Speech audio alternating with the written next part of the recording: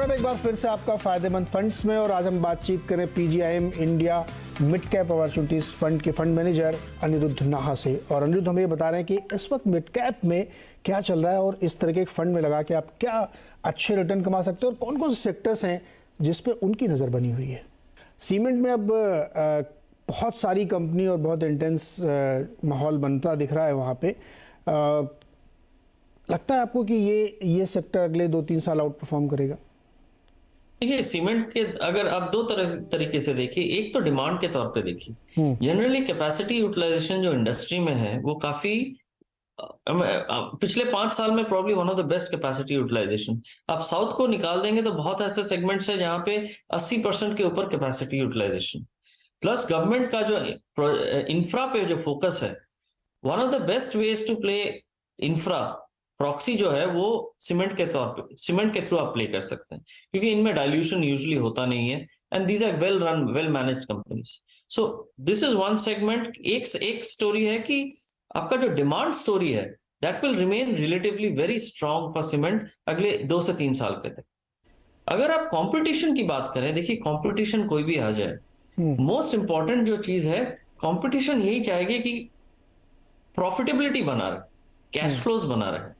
ऐसे कंपटीशन का कोई मतलब नहीं जहां पे डिसरप्शन के कारण कोई प्रॉफिट नहीं बना रहे, कैश फ्लोज नहीं बना रहे। इस इंडस्ट्री में हम लोग ने हिस्टोरिकली देखा है कि कोई भी नया एंट्रेंट आ जाए या एग्जिस्टिंग एंट्रेंट्स जो हैं वो अपना कैपेसिटीज बढ़ाते रहते हैं, बट इस तौर से बढ़ाते रहते हैं कि डिमांड को जस्ट मीट करते रहते हैं। सो टू दैट एक्सटेंट जो हम लोग बिलीव करते हैं कि ये एक ऐसा इंडस्ट्री है जहां पे आपको अगले 3 से 5 साल तक प्रॉफिटेबल ग्रोथ दिखता रहेगा।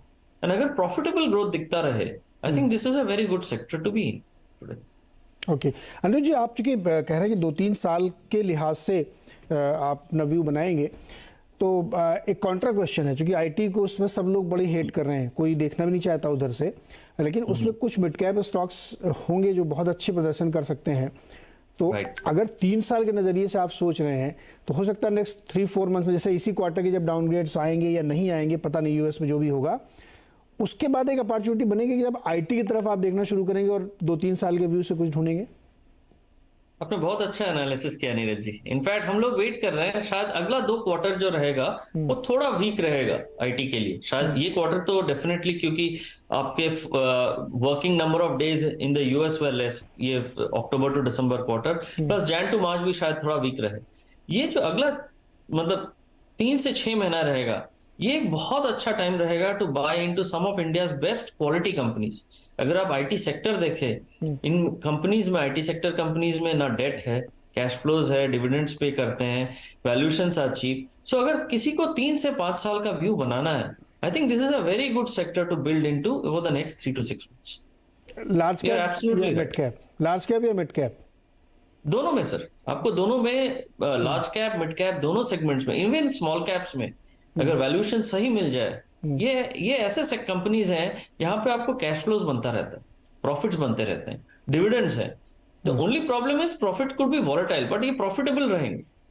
एंड हेंस वैल्यूएशंस अगर सही रहा, चाहे वो लार्ज कैप हो, मिड कैप्स हो, स्मॉल कैप हो, या एक बास्केट बना के इन्वेस्टर्स इसमें इन्वेस्ट कर सकते हैं from a 3 to 5 years perspective. Anuj ji, last question, चूंकि पीजीआईएम का ट्रैक रिकॉर्ड है कि उसने हमेशा बीट किया है अपने बेंचमार्क को, तो जो लोग देख रहे हैं और लालच हो रहे होंगे कि इसमें अब लगा दिया जाए पैसा, उनको आप ये भरोसा दिलाते हैं कि आप अपनी इस परंपरा को बरकरार रखेंगे? देखिए, कोशिश पूरी जारी रहेगी। पिछले 5 साल से वही कोशिश करते आए हैं। हम लोग जो फिलॉसफी है कि कुछ अच्छे कंपनीज में हम लोग इन्वेस्ट करते रहेंगे। अगर वैल्यूएशन अपने साइड फेवर में आ गया तो इससे बढ़िया नहीं हो सकता। सो we will continue to invest into good businesses at a right valuation। ये हमारा फिलॉसफी है। अगर ये फिलॉसफी को हम लोग मानते रहें, so there is no reason कि हमारा परफॉर्मेंस मतलब खराब हो सकता है 3-6 महीने के लिए परफॉर्मेंस खराब हो सकता है, बट ओवर इक्विटी जो है वो हम लोग 3 से 5 साल या उसके लंबे टाइम फ्रेम से इसको देखते हैं। तो उस टाइम फ्रेम में I think so we should do reasonably. बिल्कुल परफेक्ट है अनिरुद्ध जी, बहुत बहुत शुक्रिया। और जो लोग ये शो देख रहे हैं उनको मैं ये बताना जरूर चाहूँगा कि इस फंड ने हमेशा बहुत ही अच्छे रिटर्न दिए हैं, हमेशा जो भी आप सोचते हैं एवरेज उससे कहीं ज़्यादा। परफॉर्म किया है। क्योंकि मिड कैप में आप जब चुनने जाते हैं स्टॉक तो बहुत दिक्कत होती है, तो उसका एक बेटर तरीका होता है कि आप किसी अच्छे फंड के थ्रू मिड कैप में जाएं। लार्ज कैप में कुछ लोग डायरेक्ट इक्विटी ले लेते हैं, लेकिन मिड कैप को हमेशा फंड की तरह करेंगे तो ज़्यादा सेफ्टी और रिटर्न आपको मिलेगा। और इसी काम के लिए अनिरुद्ध जी हमारे साथ रहते हैं, हमारी मदद करते हैं। बहुत बहुत शुक्रिया सर हमारे साथ जुड़ने के लिए। जो लोग इसमें निवेश करना चाहते हैं वो उसको पढ़ें, देखें। एक बेहतरीन फंड है, अच्छा रिटर्न दिया है, तो इसमें निवेश कर सकते हैं। बहुत बहुत शुक्रिया। अगले हफ्ते फिर मिलेंगे किसी और एक नए फंड मैनेजर के साथ।